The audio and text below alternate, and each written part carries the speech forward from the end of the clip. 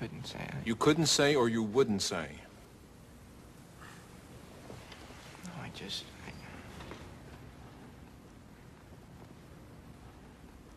couldn't say. Couldn't, wouldn't, shouldn't. Mr. Sims, you're exhausting my patience and making a mockery of these proceedings. I will give you one last chance. The consequences of your response will be dire. By dire, Mr. Sims, I mean your future will be jeopardized permanently. Now, for the last time, what did you see last Tuesday night outside my office? I saw somebody. I saw somebody. Good. Did you see their size and shape? Yeah. And they were the size and shape of whom?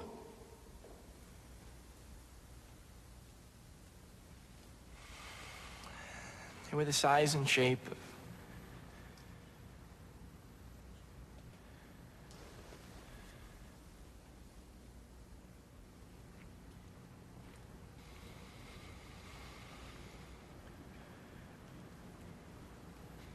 most any Baird student, sir.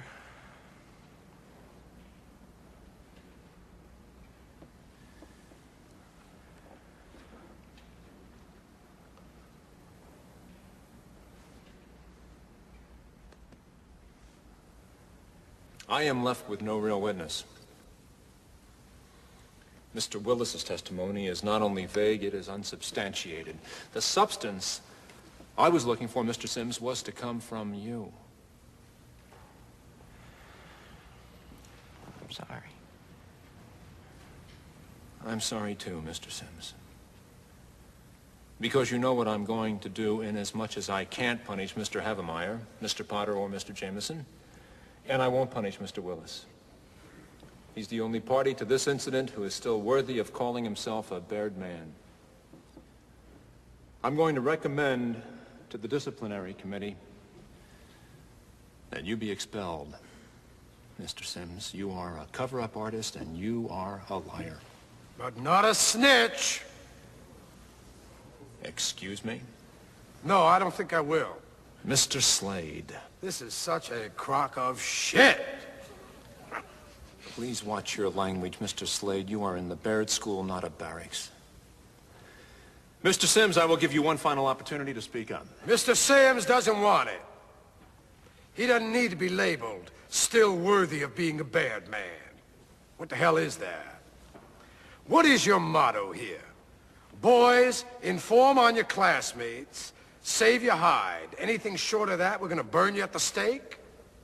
Well, gentlemen, when the shit hits the fan, some guys run and some guys stay. Here's Charlie facing the fire, and there's George hiding in Big Daddy's pocket. And what are you doing?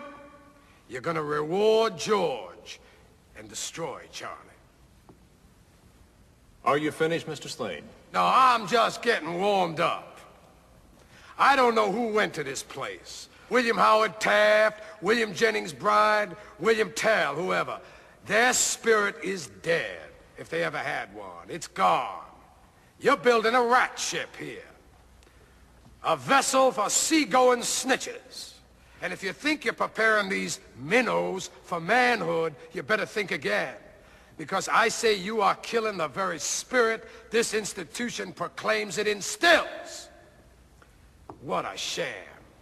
What kind of a show are you guys putting on here today? I mean, the only class in this act is sitting next to me, and I'm here to tell you, this boy's soul is intact. It's non-negotiable. You know how I know? Someone here, and I'm not going to say who, offered to buy it. Only Charlie here wasn't selling. Sir, you're out of order. Out of order? I show you out of order. You don't know what out of order is, Mr. Trask. I'd show you, but I'm too old. I'm too tired. I'm too fucking blind. If I were the man I was 5 years ago, I'd take a flamethrower to this place. Out of order. Who the hell do you think you're talking to? I've been around, you know. There was a time I could see, and I have seen, boys like these, younger than these, their arms torn out, their legs ripped off. But there is nothing like the sight of an amputated spirit. There is no prosthetic for that. You think you're merely sending this splendid foot soldier back home to Argonne with his tail between his legs, but I say you are executing his soul. And why? Because he's not a bad man. Bad men. You hurt this boy, you're gonna be bad bums. The lot of you. And Harry, Jimmy, Trent, wherever you are out there, fuck you too. Stand down, Mr. Slade. I'm not finished.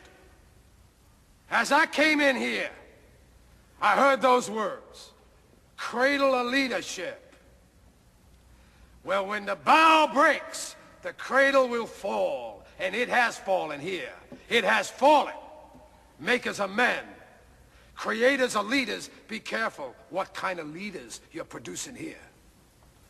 I don't know if Charlie's silence here today is right or wrong. I'm not a judge or jury, but I can tell you this. He won't sell anybody out to buy his future.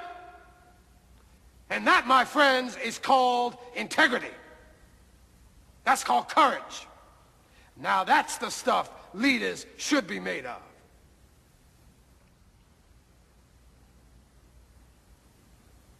Now I have come to the crossroads in my life.